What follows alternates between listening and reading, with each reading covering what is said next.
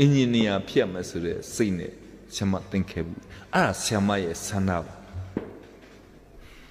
ရိုးရိုးကလေးပါပဲဒီမှာရှိနေတဲ့ကလေးမိဘတွေကျွန်တော်တို့စကားတက်စကိုယ့်ရဲ့သားသမီးစကားတက်စမှာသင်ပေးတဲ့စကားလုံးတစ်ခုရှိပါတယ်မင်းကြည့်လိုက်ရင်ဘာလို့မှာတော့ဆရာဝန်လုပ်အင်ဂျင်နီယာလုပ်သင်ပေးတယ်အဲ့ကလေးကဆရာဝန်ဆိုတာဘာမှမသိပါဘူးအင်ဂျင်နီယာဆိုတာလည်းဘာမှမသိပါဘူးဒါပေမဲ့မိဘကကောင်းစီခြင်းနဲ့ဆန္ဒနဲ့အဲ့ကလေးကိုအဲ့တိုင်းသင်ပေးပါတယ်ဒီမှာရှိနေတဲ့ကျောင်းဆရာဆရာမမှန်သမျှအားလုံးကကိုယ့်ရဲ့ကျောင်းသူကျောင်းသားကိုဆရာဝန်ဖြစ်ရမယ်အင်ဂျင်နီယာဖြစ်ရမယ်ဘာသာစုံကိုနုနဲ့အောင်ရမယ်ဆိုတဲ့စိတ်နဲ့သင်ပေးပါတယ်ဒါတော့အမှန်တရားပါ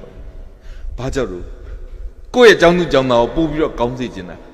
မင်းဆရာဝန်ဖြစ်ရမယ်ဆိုတာဆန္ဒပါသားသမီးကခုနကျွန်တော်ပြောတဲ့အတိုင်းမင်းကြည့်လိုက်ဘာလို့မှာတော့သူတော်မသိဘူးဆရာဝန်ဆိုတာဘာမှမသိဘူးအင်ဂျင်နီယာဆိုတာဘာမှမသိဒါပေမဲ့မိဘက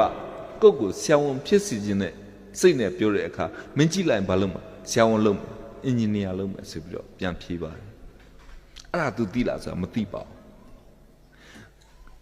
ဒီကြောင့်မှစာသင်နေတဲ့ဆရာဆရာမမင်းဆရာဝန်ဖြစ်ရမင်းအင်ဂျင်နီယာဖြစ်ရမယ်မှန်ပါတယ်မင်းဘာသာစုံကုန်နဲ့အောင်မှန်တာပေါ့ဆန္ဒပါ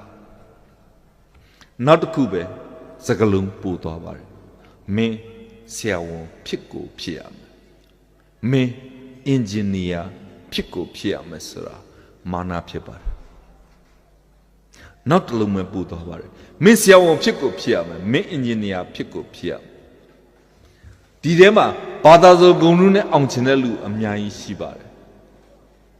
ဘာသာစုံကုန်နဲ့အောင်ချင်တဲ့လူလက်ထောင်ပါဦးလက်ထောင်ဘာသာစုံကုန်နဲ့အောင်ချင်တဲ့လူဆရာဝန်လုပ်ချင်တဲ့လူလက်ထောင်လက်ထောင်ဘယ်သူမှကြောက်စရာမလိုပါလက်ထောင်